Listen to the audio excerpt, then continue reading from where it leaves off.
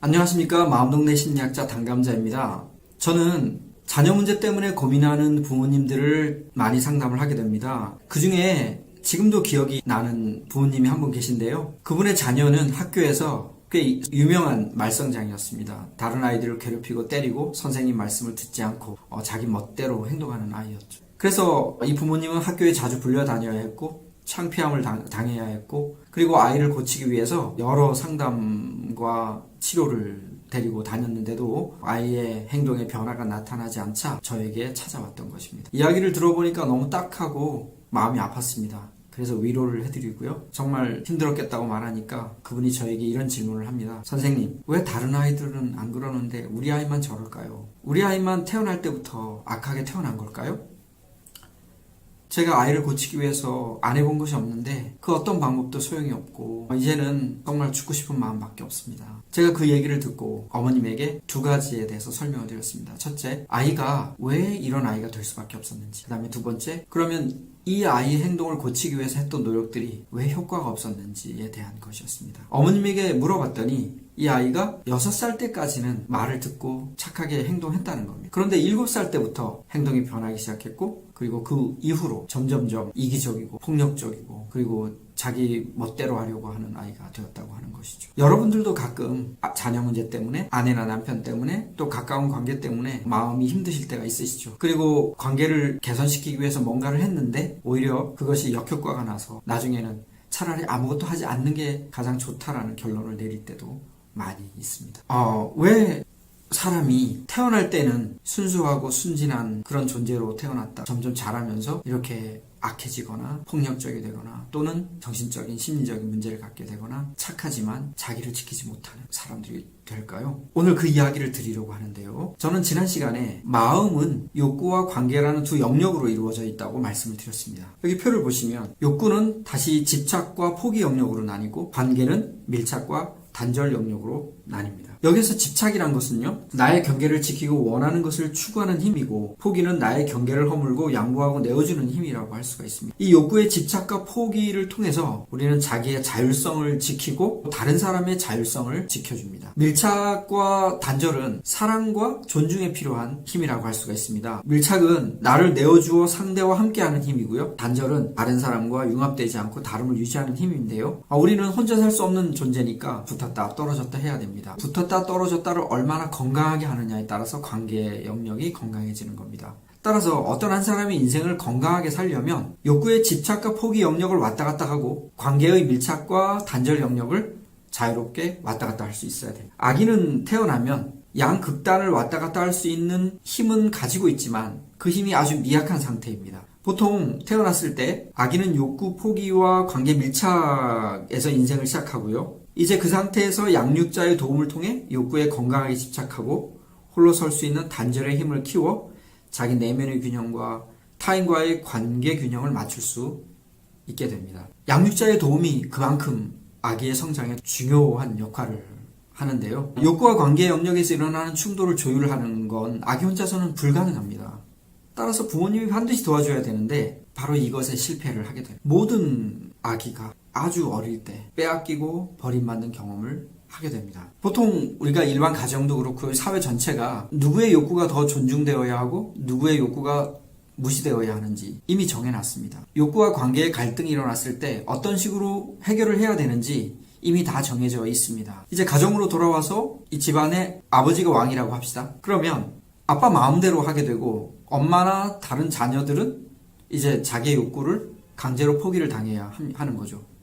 그러면 포기를 당하는 사람 입장에서는 마음이 억울하고 속상합니다. 그러면 이제 그러한 어떤 억울함과 속상함을 표현을 했을 때 건강한 가정, 건강한 부모는 그 아기의 불만과 불평을 야단을 치고 억누르는 게 아니라 들어주고 조율을 합니다. 그런데 우리가 조율하는 법을 배운 적이 없잖아요.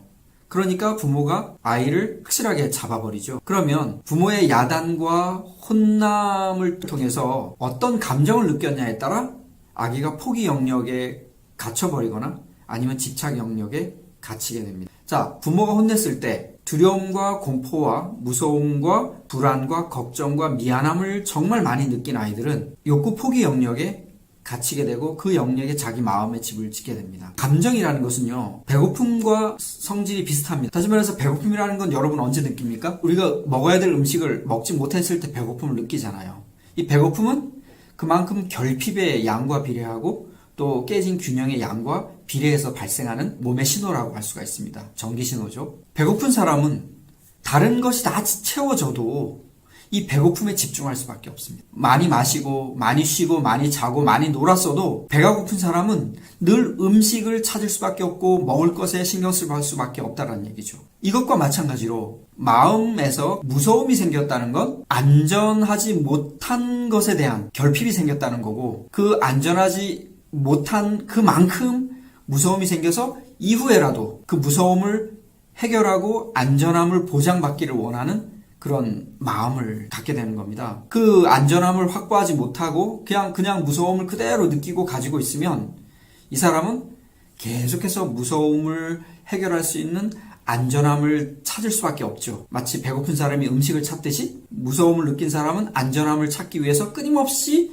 포기 영역에 머무를 수밖에 없다는 뜻입니다. 그런데 부모가 똑같이 아이를 야단을 쳐도 어떤 아이는 물론 약간의 무서움이나 공포, 두려움이 있을 수 있겠지만 억울함을 더 많이 느끼는 아이가 있습니다. 그러니까 부당함을 더 많이 느끼는 거죠. 그러면서 억울함과 분노를 더 키워서 집착 영역에 자기의 마음의 집을 짓고 거기에 살게 됩니다. 억울함이 크다는 것은 손해봤던 것을 회복하고자 하는 마음인데, 자, 이 손해본 것이 회복이 안 되면 마치 배고파서 음식을 찾는 아이처럼 계속해서 집착할 수밖에 없죠. 그래서 성격이 집착 영역에 형성이 되는 겁니다. 이제 관계 영역을 보겠는데요. 우리는 붙었다 떨어졌다 살아야 되잖아요. 혼자 살 수 없는 존재니까. 그러면 아기는 위로받고 싶을 때, 따뜻함을 받고 싶을 때 붙게 되는 거고, 그게 채워지면 다시 떨어져서 혼자 놀게 됩니다. 근데 이제 어느 날 엄마 아빠가 심하게 싸움을 했습니다. 자, 그러면 아기 입장에서는 너무 무섭고 두렵고 얼른 싸움이 빨리 끝나기만을 바랄 수밖에 없게 되겠죠. 엄마 아빠가 싸우는 건 다시 말해서 전쟁터에 포탄이 왔다 갔다 하는 상황이니까 아기로서는 너무 무섭고 두려운 상황인데, 그 상황을 겨우겨우 견디고 있다가 이제 엄마 아빠가 싸움을 그치고, 자, 이제 엄마는 설거지를 하고 아빠는 화가 나서 방에 들어갔습니다. 아기는 그동안 그 무서움과 두려움을 견디면서 참았으니까 엄마한테 가서 위로를 받으려고 하지 않겠어요? 그래서 아기가 엄마한테 갑니다. 그런데 엄마는 그 순간 기분이 너무 안 좋고 누구도 자기를 건드리지 않았으면 좋겠는 거예요. 그러니 엄마가 아기를 딱 돌아보면서 야, 저리 가 있어. 나중에 갈 테니까. 라고 한마디를 하는 거죠. 그러면 아기 입장에서는 눈에 보이지 않는 선이 딱 그어지면서 엄마한테 갈 수가 없습니다. 이때 아기들이 두 가지 감정을 느낄 수 있게 됩니다. 첫 번째 아이는요, 외로움을 많이 느끼는 아이가 있습니다. 자기는 지금 엄마의 품에 들어가서 하나가 돼 있어야 되는데 지금 엄마 품에 들어가지 못하고 위로받지 못하고 홀로 완전히 단절된 채 고통을 받는 상황입니다. 그러니 아이의 온 몸이 외로움의 감정이 스며들어 버리는 거죠. 마치 배고픔이라는 느낌이 온몸에 스며들듯이 말이죠. 그러면 이 아이는 외롭다라는 것은 자기 혼자서 부족하다는 뜻이고 누군가와 반드시 붙으려고 하기 때문에 끊임없이 밀착 영역에 머물게 됩니다. 당연히 성격이 밀착 영역에서 형성될 수밖에 없는 거죠. 근데 또 어떤 아이는 똑같이 엄마가 거절을 했어도 외로움을 크게 느끼기보다는 구차함을 크게 느끼는 아이들이 있습니다. 이 구차함이라는 것은 관계를 구걸하는 자기 자신에 대한 초라함과 수치심이거든요. 그러면 이 관계를 구걸하는 자기 자신을 초라하게 만드는 그런 엄마, 그런 환경이 싫기 때문에 이제 이러한 일이 반복이 되면 될수록 아이는 구차함을 느끼지 않기 위해서 위로를 받아야 할 때조차도 부모에게 다가가지 않게 됩니다. 그런 아이들은 마음이 힘들수록 혼자서 책을 보거나 잠을 자거나 TV를 보거나 장난감을 가지고 놀죠. 자, 그런 아이는 밀착하고 싶은 마음이 안 듭니다. 왜? 밀착이라는 것은 자기에게 고통을 주는 거니까. 그리고 이 구차함, 즉 관계를 구걸하는 것 같은 그런 수치심을 느끼지 않기 위해서 관계 속으로 들어가는 것을 포기를 하게 되니까 자꾸 혼자 지내고 혼자 있는 걸 좋아하게 되고 경계를 자꾸 치려고 하게 됩니다. 사람이요, 자기가 집착이 되고 싶어서 집착이 되거나 포기가 되고 싶어서 포기가 되는 게 아니고 부모와의 상호작용 속에서 어떤 감정을 많이 느꼈냐에 따라 이 성격이 형성이 되는데요. 그 물리학자 필립 앤더슨이 이런 말을 합니다. 독이냐 아니냐는 양이 결정한다. 이해되시죠? 청산가리도 적당히 쓰면 약이 될 수 있지만 조금만 과하게 쓰면 치사량이 돼가지고 사람의 목숨을 빼앗아 가잖아요. 자, 이 패턴과 성격은 바로 감정이 결정합니다. 감정의 양이 결정. 그리고 쌓인 감정의 구조가, 즉 어떤 감정이 쌓였냐에 따라 그 사람의 행동도 결정이 됩니다. 조금 전에 말씀드린 그 어머니의 아이는 6살 때까지는 억눌리고 자랐고 그리고 나름 무서움을 느끼면서 엄마 아빠의 말을 들었습니다. 하지만 태어나서 쭉 6년 동안 자라면서 이 아이 마음속에 억울함이 쌓이고 분노가 쌓이자 7살째부터는 더 이상 그 억울함과 분노를 담고 있을 수가 없었습니다. 그래서 이 아이는 억울함과 분노를 표현하기 시작했고 그 억울함과 분노를 표현하면 할수록 엄마 아빠는 더 누르고 선생님들은 더 야단을 치니까 자, 이 아이 입장에서는 자기는 지금까지 손해보고 빼앗기고 살았는데 계속해서 나보고 또 손해보고 또 빼앗기는 삶을 살라고 말하는 것처럼 들리니 이 아이가 그 말을 듣겠습니까? 자기 보고 죽으라는 말과 비슷한데 그러니까 더 억울함을 느끼게 되고 그것이 이어져서 초등학교에 들어가서도 자기를 존중하는 그런 사람과는 좀 잘 지내는데 조금만 자기의 권리를 침해하거나 자기의 욕구를 침해하는 사람들과는 싸워서라도 갈등을 일으켜서라도 자기를 지키고자 하는 그런 아이가 되었던 것입니다. 자, 엄마가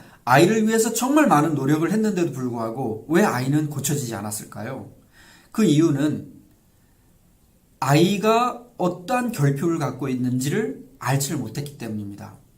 아이가 억울함과 분노를 많이 쌓고 있었고 그리고 구차함을 많이 쌓고 있었는데 이 감정들이 쌓여 있다는 것을 모르고 엄마나 선생님들이나 어른들이 이 아이에게 왜 다른 사람과 잘 지내야 되는지 이유를 설명해주고 그리고 잘못 행동하면 벌 받을 것에 대해서 얘기해주고 그리고 어떻게 행동해야 하는지에 대한 도덕적 관념을 심어주려고 하니 이 아이 입장에서는 자기는 지금 억울하고 분하고 구차해서 죽겠는데 이러한 결핍에 대해서 이러한 고통에 대해서는 해결해 주지 않고 무조건 마치 하나도 문제가 없는 사람처럼 행동하라고 요구하니 이 아이가 어떻게 들을 수가 있었겠냐는 말이죠. 자, 그래서 저는 아이의 이야기를 통해 이 아이가 언제 어떤 억울함과 분노를 그리고 구차함의 감정들을 느끼게 되었는지 찾아내기 시작했습니다. 저는 상담할 때 아이만 상담하진 않습니다. 왜냐?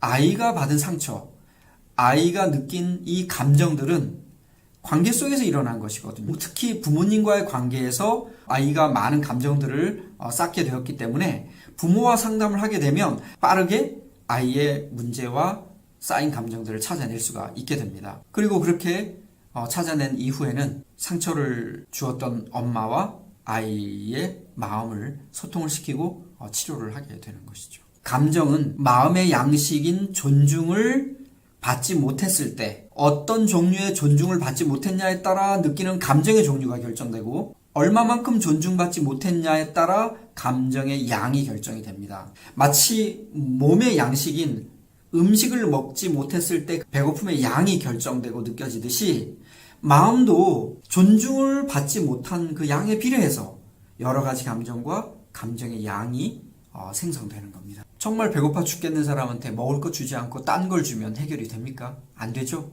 마음도 마찬가지입니다. 사람이 어떤 감정을 느꼈는지를 정확하게 찾아내서 그 감정에 해당하는 존중을 채워주지 않으면 이 사람은 죽을 때까지 해결이 되지 않습니다. 요 며칠 조현병이 걸린 그런 사람들이 타인들을 해하고 살인하고 괴롭히고 힘들게 한 그런 뉴스들이 엄청나게 올라오고 있습니다. 자, 그분들이 처음부터 악하게 태어난 것일까? 그렇지 않습니다.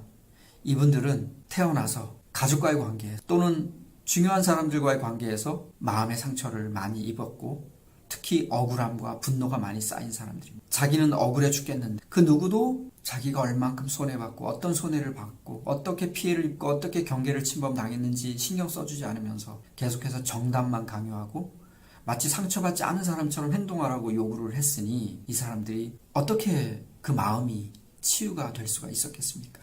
더 억울하고 더 분해지고 그리고 그렇게 그 화와 억울함을 표현하면 더 눌러버리고 더 눌러버리니까 이 사람들은 더 억울해지고 그것이 악순환을 거듭하면서 결국은 이 세상도 감당하지 못할 정도 그런 아픔을 가진 사람들이 된 것이죠. 여러분, 건강하고 행복한 삶을 살고 싶으시다면 어떤 감정이 느껴지는지 찾아내서 그 감정이 알려주는 그 결핍을 채워나가야 됩니다.